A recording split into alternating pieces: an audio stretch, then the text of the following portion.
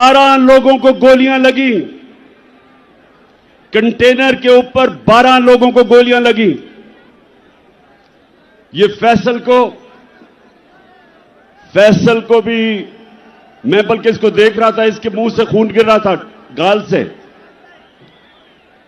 अहमद चट्टा जो मेरे साथ था, वो मेरे साथ गिरा हुआ था। ऊपर और लोगों को गोलियां लगी, लेकिन अल्लाह की शान देखो कि 12 में से एक भी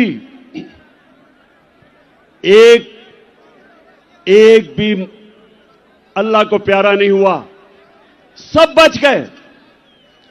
एक गार्ड को 6 गोलियां लगी, सब गोलियां ऐसी थी कि वो बच गया। मेरा जो गार्ड जाहिद था, हमारा इमरान इस्माइल